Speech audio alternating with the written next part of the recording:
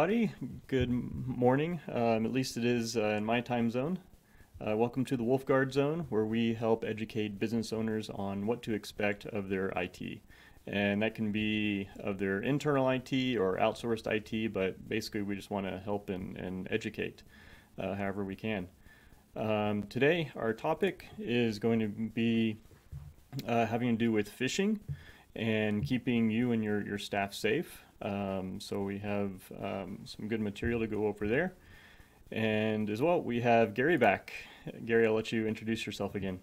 Hey, everybody. Gary from Ingrain It. We are part of the Southeastern Wisconsin 20, just as a managed service provider. Yeah, great. On our topic today, we're going to talk about 8 warning signs that we can provide everyone on just how to identify phishing emails, we just don't want you guys falling for these tricks that these hackers have. Some of them are pretty clever, so yeah, we'll go over some of this. You have any additional or intro information, Gary, that you'd like to share? Anything, any stories or examples before we kind of get into the details here?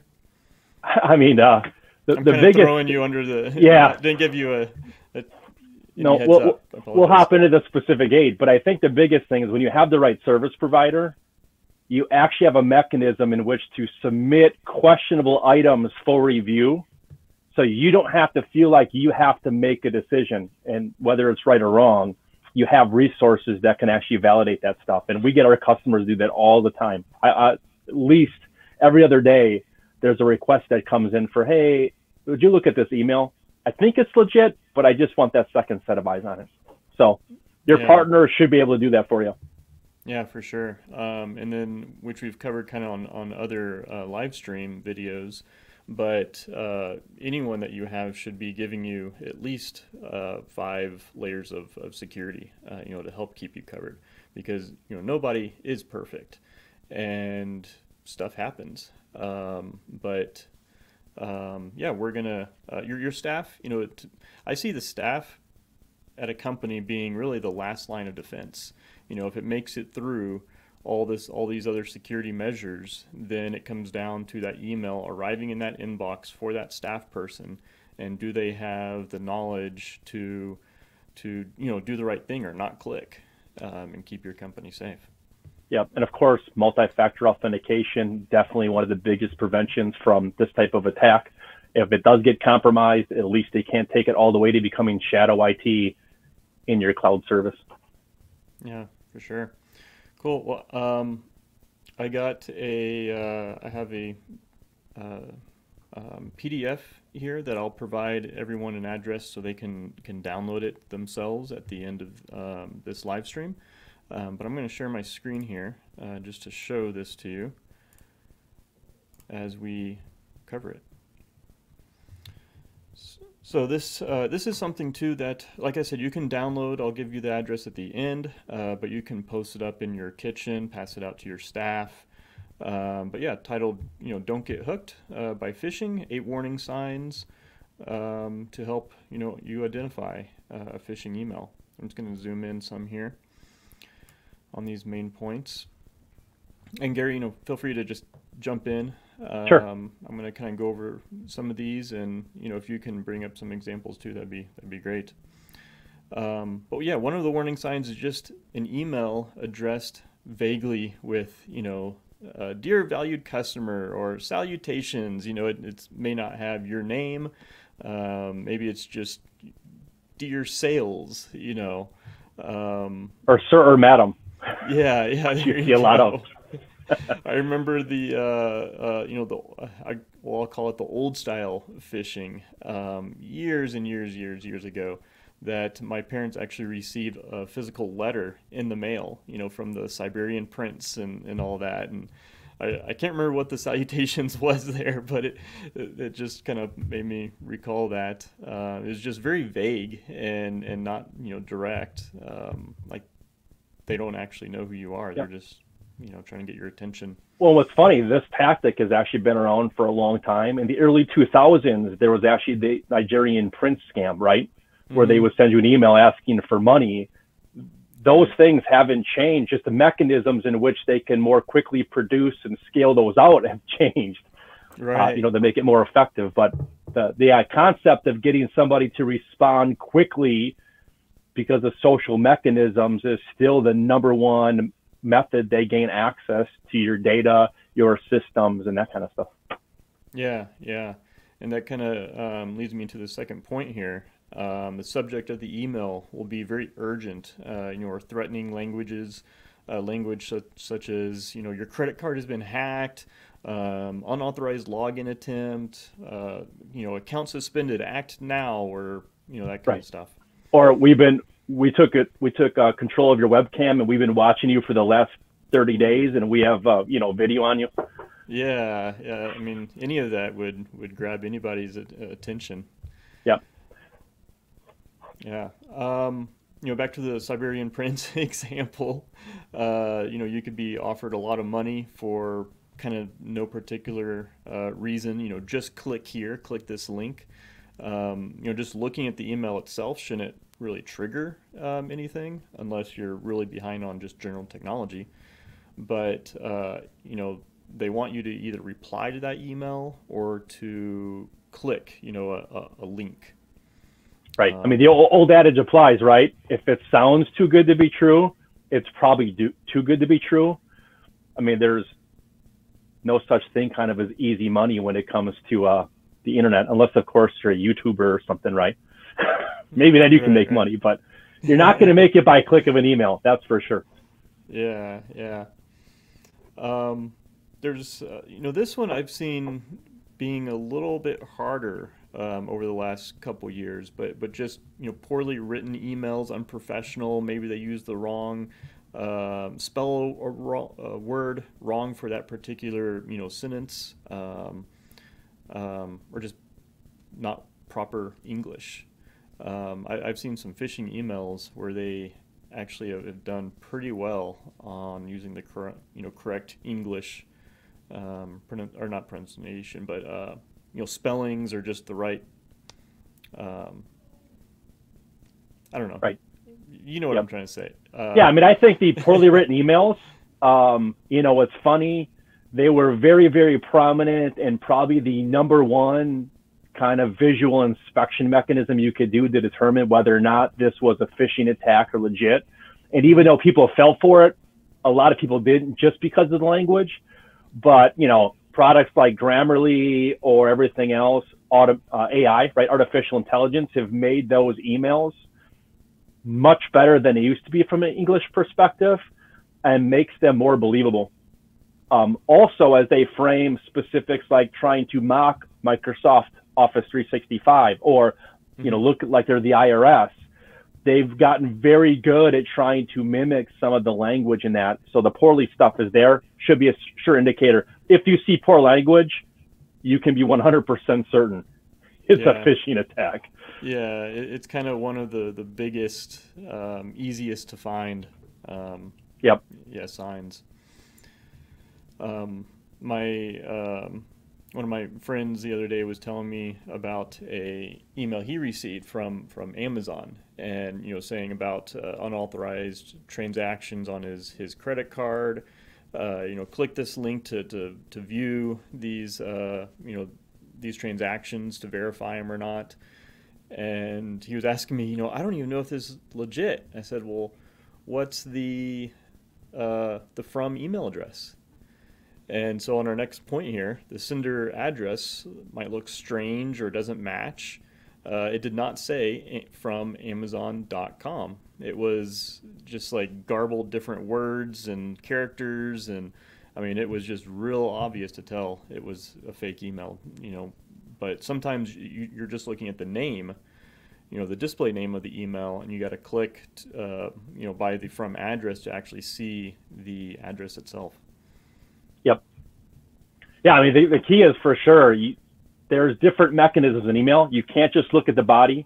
You have to look at the body, the subject line, and what we call the email header, which actually tells you who the real from is, and then drill down, because they can say that they're Bob Smith from Microsoft as a name, but then actually be 45328G7Y@gmail.com, which is not a Microsoft address. Right, right. Yeah, I've seen Microsoft be in the name, but then at the end it's Gmail or something like that. And Right. And from a technical perspective, there are ways that they can use dynamically generated domains to quickly spin them up, use them for this type of tactic, and then they're discarded once the email campaign has gone out, so to speak, on a phishing, and it's gotten its payload. The domain is no longer necessary. Right. Yeah. And on some of the better designed phishing emails, it might even actually say the from address correctly. So don't use that alone by itself, but you can, right. Have your tech person check it out. And then like you were saying on the email headers, we can actually look and see almost like the path of what that email had to go through, where it came from. Yep. And it might be claiming to be Microsoft, but we see, went through these other different servers that are, not part of that. Yep. So we can always kind of do a double check for you if you're not quite sure. It's better to ask than to just click on the link or reply. So another item is a request is completely unsolicited. And it's not something that you're expecting, just kind of generic, I guess. What do you think? Right. I mean, you kind of have to frame that, right? Yeah. Don't go hating on the sales guy who's trying to get your business, right? Those are legit. What you're looking for is kind of the unsolicited offers that try to get you to do some call to action where something that looks like it may be known, like, we saw a password reset. Please click here to, finish your password reset. Well, wait, I didn't ask for a password reset. Why is it asking me for it? Your Amazon example.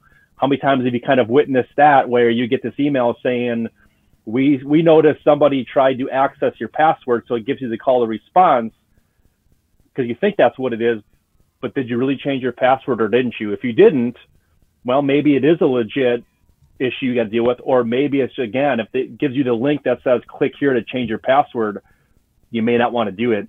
You can always change your password, but go directly to the site. Don't follow any of the links inside of an email. Yeah, that's a good point. I've seen that for phishing emails that make it look like it's from your bank. Yep. And they want you to log in. So really, if you just want to be extra safe, of course, don't click the link in the email. Just open up a new browser. Just manually type in your bank's login, web page and go log in and check it. But when you click on that link, one of the things that they do is they can set up a fake bank login web page. And so you click that link and it takes you to that fake login page that they created and asks you to log in. So you put in your username and password, and basically is just sending them that login information. Yep. So, it's skimming that information and then just passes it right through. Yeah, yeah. So by you just avoiding that link, open up a new browser, type it in manually, you're just bypassing that whole threat. Yep. Next one, I think is pretty interesting. I've seen some new ways of hackers dealing with this. So where they'll ask you to provide your personal information, credit card, credentials. I've seen posts on Facebook where it looks like a picture, with words on it, and it'll say, I'm trying to think of a specific example, Gary. Maybe you can help me here. But one was like something like, everyone loves dogs. What was your first pet's name? And everyone starts providing, oh, mine was this, and mine was this. Oh, that's a great name. And I mean, you're giving up one of your possible security questions that you're asked when you create accounts. Yep. No, for sure. They're asking for that. Anytime you get an email that requests personal information, password validation, right? Or they give you a prior password, because with the dark web, those old passwords are available. So one of the tactics they use to get you to make a decision quickly, right? That sense of urgency is, oh, we know your password. Here it is. Click on this link to change it. And you're like, whoa, that's true. I used that password before. And we all know there are so many websites and passwords out there we got to use today. It may not even be the site that's the password is, but you immediately want to react and actually change the password and get it done. So you follow through and click. Again, don't follow links in emails when it comes to that type of confidential information. Go directly to the site, open up a new browser like Chris said, and then handle it from there. You can always change your password at any given time. Don't feel like you have to be compelled to click and do it through that email. Right, right. Yeah, I've seen some too where some website did get hacked and the hacker gained all the customer login passwords. It was posted out to the dark web. And then people, go through that, and if they can find an associated email address, they'll send you an email, say, "Hey, your password, was hacked. This is your old password. Now click this link to log in and change it." And so they're just trying to do the same thing, but it's you seeing your old password there, so you might think, "Oh, this is legit," and then they just get your new password compromised if you click there. Yep. The last one is just kind of an overall feeling. Just look at it. It's basically just pause, for a few seconds. Think about the email. Does it feel right? Is it something you're expecting? Do you know this person? Just don't open it. Take a quick action. A lot of the times that's what happens, and that's where they get you. Right. Yeah. I mean, the coolest thing is when you see something like that, count to 5 at least before you decide to react, right? Because they're trying to get that emotional impulse out of you so that you don't stop and think or think before you click. You just react and do. And then you have clickers and data entry remorse because you just realize after your submission, oh, that was actually malicious. And now I'm in a frantic mode trying to cancel a credit card or log back into this site or contact PayPal because I just gave something up. Whatever it is, you are now actually doing more work than if you would have just taken 5 seconds and a deep breath and essentially thought about it right the first time. Yeah, for sure. That's great advice. And I just want to talk real quick too about, overall, what are these hackers trying to accomplish with a phishing email? There's several things really, but one is which I don't see too often anymore, but where they want you to click the link, which can activate, a download, try and download a virus, some malware, something to compromise or gain access to your computer. Another one is to try and get you just to reply to the email, to try and basically verify the email address is valid. Someone's there and looking and reading the email. And then the other one is kind of, I think the most common is, just trying to get you to click a link so that you give up some type of information. Well, the other thing that we've seen is that a hacker who does it, especially from, say, an email perspective, right? They want to get access to Office 365. It's because there are hackers out there that are actually live hackers who want to gain access into your email ecosystem so they can now start sending out requests. You'll see this with a vendor request. I now get access to ABC company, and I'm going to present myself as this particular administrator, and I'm going to send an email to the vendor saying, hey, you need to send out, I should say a customer or whoever it is, you need to send us money for this past due invoice. Here's our bank information. Right. There are a lot of times that is automated, but we've definitely seen live attacks. About 2 years ago, we actually witnessed a live hack. We were having communications with the hacker over the user's Office 365 account. Now, we had protections in place, but that particular person decided they wanted to grant themselves administrative rights. And they clicked on a link which allowed the hacker to gain access into their account.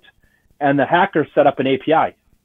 So everything was redirected through IMAP, and they were dynamically communicating through this person's user. Now, easy to change. We changed the password, of course, two-factor authentication. This was prior to that being enforced. That was enforced at that point in time and stopped it completely. But anything that a hacker can do in order to make money, right? Monetize that experience. I mean, put it in perspective this way. If you could take 10 seconds and get $10,000, would you do it? Right, right. And now with automation, I could try to target 10,000 people. And if I can get 10 of those people to do that and I get $10,000, I just made 100 grand for very little work, right? So I think the statistics say that by, was it 2025, this kind of dark technology area is going to be a multi-trillion-dollar industry. Right, right. Yeah, it's not good to think about. Right, that's right. But yeah, I've heard before, which I think has a lot of truth in it. Hackers are doing almost like a shotgun approach typically. They're trying to get as many of these emails out there as possible to every email address they can find a lot of the time, and they're looking for the easiest hack with the biggest payoff. Right.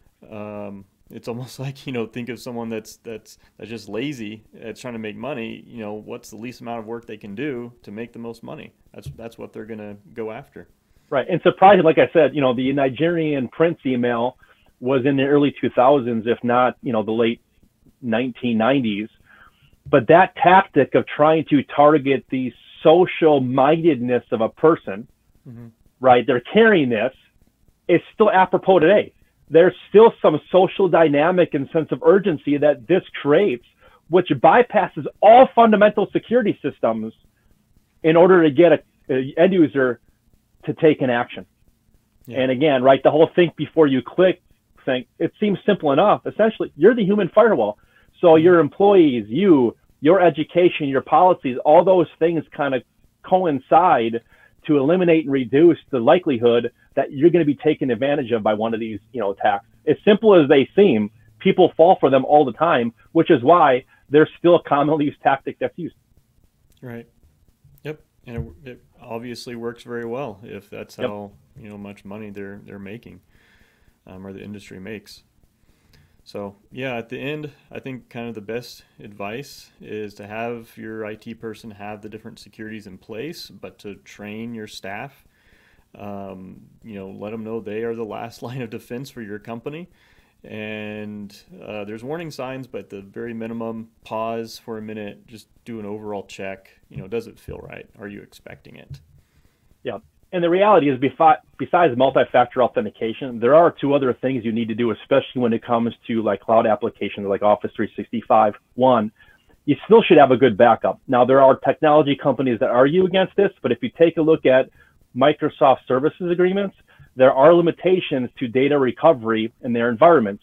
So if you were to get compromised, and you can get ransomware on SharePoint and other things, that is really up to you to make sure you got data recovery there. So your good MSP is going to provide that. The second thing is, you should actually be putting some type of security operations center or detection mechanisms, especially for shadow IT, which are the applications and API calls that happen for authentication to account, in order to detect, prevent, and know what's going on. And a good email filter will stop those phishing attacks before they even get to the end user. Right. So, those are two common things that you can take a look at and really solidify that last component. If it happens, I can recover, and I have a prevention mechanism that actually stops that from getting to my end users. Right. Yeah, I read here recently as well on CSO Online, 94% of threats are delivered by email. And that's huge. Yep. I think it was around that amount for ransomware. Ransomware is included in that. And the last ransom threats that I saw, or I talked to someone about, they were wanting $40,000 to unencrypt their data that they were holding ransom, and they didn't pay it. The next day, it doubled up to $80,000. And this was a company I was talking to on the east side of the country somewhere, manufacturing company, and their IT didn't have their backups set correctly, so backups were compromised, data was compromised. They couldn't pay the ransomware, and they just had to start completely from scratch. Right, and there's two things with what you're saying, Chris. First, a lot of the hackers who really want to target these businesses, I think it's proven they've already been on a system for 6 or more months before they decide to take any action. The second thing that happens is they're trying to ramp up the sense of urgency, sometimes with this, a threat of extortion. If you don't pay this, we're going to release your data publicly, right? So you no longer have this, it's there, if you don't pay it, your systems aren't going to be decrypted, you have to go to backup. No, it's, if you don't pay us, besides having your stuff encrypted, we're also going to take everything we have that we tell you we got, we make copies of it, and we're going to post that in the public forum. Right. Yeah. And even if you do pay, they still do that a lot of the time. Right. So prevention is always the best medicine when it comes to these things. Yeah. Have the right tools, have the layers, as you said before. And of course, as an end user, think before you click. And if you got an MSP at your side, don't hesitate to actually send that email for a second set of eyes. Yep. I love it. The last thing I want to, or two things I want to offer to everybody is us here at WOLFGUARD IT, we do have a cybersecurity awareness presentation that we've been offering to different businesses, community groups in our community, and we can come there and just present this for you. Basically just help educate people on how to keep safe. Keep your company safe, that kind of thing. And then the last item is a ebook. This is the 8 warning signs document that we just went over earlier. You can go to this address, fill out your information, get a download of it, hand it out to your staff, friends, whoever you think might benefit from it. Yeah. Well, yeah. Thank you, Gary. I always appreciate you joining us, and we'll have to do it again. Sounds great, Chris. You take care. All right, everybody, stay safe.